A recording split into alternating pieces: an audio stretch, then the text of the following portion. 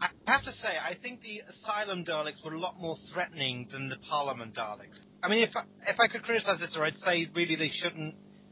I don't know how they could have got past it, but the thing is, you had this huge army of Daleks, and then the threat was they were going to be sent into a planet with other Daleks, and it's like they've survived this encounter, and yet the suspense is there. So it took a while for the suspense on the planet itself to kick in, because they got out of that one too easily, I felt. I thought again, the whole thing with the divorce with Amy and Rory, there's the whole "I love you more" thing. Yeah. And holding on to the thought of love to stop you becoming a Dalek is a bit. You weren't keen on it? Yes and no. It depends if it's done well or not. A bad example would be Closing Time and the "I love my son, so I'm not going to become a Cyberman." I think there was a missed opportunity to link that a bit more into what was happening with Oswin, because it becomes clear at the end that all this, she's been really flirtatious, she's been really kind of trying to keep chirpy about the life she has trapped in there, and you realise all along that she was trapped in this Dalek, and that she didn't really have a human life anymore, and that she never could, and that actually brought me to tears, because you realise that all along she was reaching out, but there was the music in that scene as well. The music was beautiful, and it was very heartbreaking scene. Yeah. But like I said, I think they could have connected that a bit more with what was going on with Amy and Rory, because they'd had the kind of, life's loves and happiness had kind of passed them by as well, and Amy couldn't have children, so there was that whole thing of, so there was that connection to Oswin as well. When the Doctor goes through the intensive care, there's like a list of wars that these Daleks are fought in, which I think may have some sort of significance at some point. It's like the Field of Trenzalore and the Nightmare Child and whatever the other ones Russell mentions in his. When he builds up the image of the Time War, he mentions. No, they were references to past Dalek stories. He mentioned Kemble, and they were all in past Dalek stories. Oh, right, okay. Yeah, that was the back reference. Oh, well, there you go. I should point out that Strawberry is out of the two of us, he's the resident old Who buff. I'm more of a novice on it. I've only been watching since the new series since 2005. You liked Genesis though, didn't you? Yeah. You watched Genesis of the Daleks and you like that. Yes. I've seen Genesis, the Peter Davison Daleks. Resurrection of the Daleks. Resurrection. Remembrance as well. Remembrance, which I didn't like. All right. Which everyone seems to praise, and I just thought it was dull. I thought you were saying earlier about the revelation that Oswin has been a Dalek all along. I thought that was haunting. It was. Yeah. It's just the camera pan. It's just the Dalek on its own, which is very similar to the Christopher Eccleston Dalek. I think Nick Hurren directed this. I think he got the Daleks brilliantly. He even made the Paradigm Daleks. He really captured just how inhuman they look and how they feel. I think he directed it brilliantly. Yeah, and special props to Nick Briggs for the voices, especially at the end. Well, Nick Briggs is awesome. He wrote the Dalek Empire Odes, which are brilliant. I was sort of reminded with Oswin when she says, "I am human." Yeah.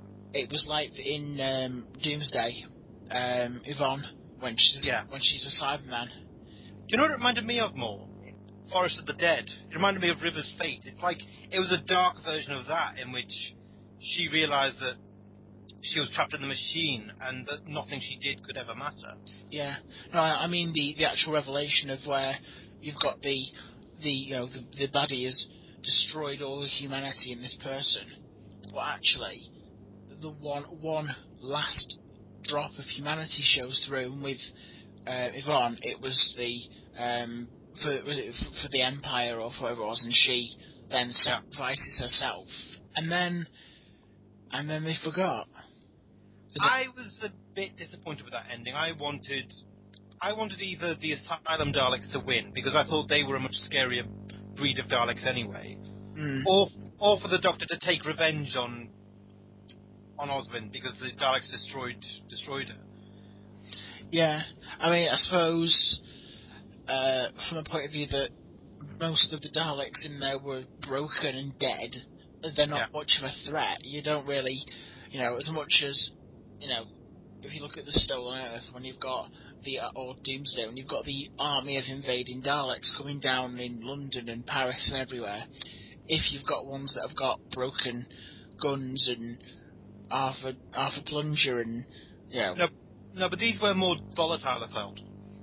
Yeah, but a lot of them were very damaged. They weren't, a lot of them weren't going to do a lot of damage. Yeah. So, from the point of view that they needed working Daleks, I'm going to make a reference that I've read. I don't know if have you ever played Portal? Never played it, but I know what you're talking about. Was it the one with the spacing? Oh no, there's. When I go to space. Space. Yeah. In Portal 2, I think it is, spoilers for the game here a little bit, there's the turrets, there's a bit where you see where all the dead turrets go. Alright. And all the broken and dead turrets, and they're just there twitching and going, I'm different, I don't hate you. And it's a nice little scene in there, and that's, but again, I've read that off a Portal website, so they're kind of making links as best they can. But it's it kind of works in a way. Yeah, but the thing is, these Daleks, they may have been kind of a bit more decrepit, but they were also slightly more volatile. It's like they were the Mad Dog Daleks, which they were the Daleks even the ordinary Daleks are scared of. And that's why I would have liked that kind of power shift. I'd have liked them to win. There's a line that kind of contradicts itself a little bit in the writing. At the very beginning, the whole idea of the Doctor going in is because the Daleks are scared. Yeah. But when the Doctor's telling Amy to hold on to being scared because being scared isn't Dalek. And I don't know if I'm reading a bit too much into that, but the fact that the Daleks were scared to go down to the planet, yet she told Amy that being scared was not Dalek. I'll have to think about that one. That's a bit of a conundrum. Going back to that scene as well, Matt Smith playing the anger well, and I thought you'd run out of ways to disgust me when it's offensive to destroy such hatred. Yeah, you run out of ways to make me sick. And then he said that's why we can never kill you. Yeah. Thinking about the whole thing that the Daleks now don't know who the Doctor is, I think that goes to the line of where the Dalek that blows itself up says we've become stronger. Yeah. Due to our in fear of you. Yeah. So now they're on the back foot because they don't know who he is. Maybe. I don't know. I still feel that I still felt that by the Doctor just leaving the Daleks to it, that there was a lot of stuff unresolved, such as the Dalek agents that were on Earth. It's like the Daleks are already kind of making an advance, and it's like, isn't the Doctor going to stop them? I mean, so someone said, why didn't he blow up the part on the message board on IMDb? Why didn't anyone? Why didn't he do anything? But what could he have done? He was a prisoner. He was a prisoner, and then he just about managed to escape. And the TARDIS doesn't have weapons. He couldn't have dropped the bomb and destroyed the Parliament and then popped off. He was lucky that he managed to escape it. Yeah. The thing is, I feel that's kind of partly. I mean, for me, I still feel to a degree that it would have been better as a two-parter than a one-parter. Yeah, I felt the beginning was really rushed, and the bits in the asylum were paced well. They were paced very, very well. But I feel like they could have stretched it out more. I felt they could have explored this world a lot more, I felt. But I felt that about the last two. I like the Asylum and Victory. Oh, yeah. Oh, yeah, Victory, yeah. That could have done with being a two-parter. I defend Victory quite a lot. A lot of people don't like it. I like it. I actually do really like it. It's I like the feel of it. I like the fact that I just like a lot of things about it. I don't like the Bracewell is a bomb and love will stop bomb thing, but I like.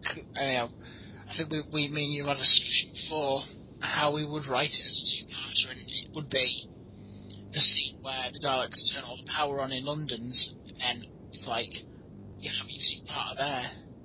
Yeah, the cliffhanger, you mean? Cliffhanger, yeah. Uh-huh. Yeah. I think I've run out of things to say. I'm looking at my little list. Only thing I wasn't really overly fond of is the Doctor Who being chanted again. I like that, actually. I think it's... Yeah. But it was in exactly the same manner as Dorium.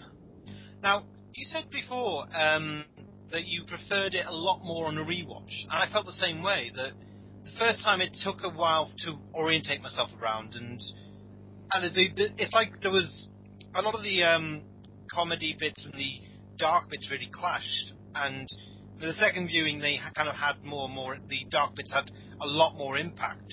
It's like they kind of, it wasn't so much that they didn't have impact the first time, they had, but I didn't know how to process them.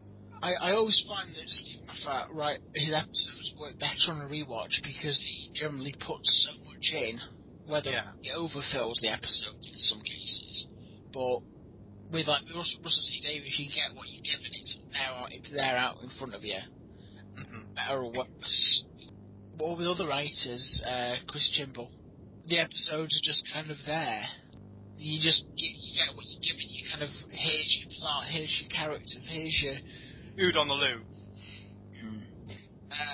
So overall rating, I initially gave it a 10 out of 10. I'd still stick up way up high. I really, really enjoyed the episode.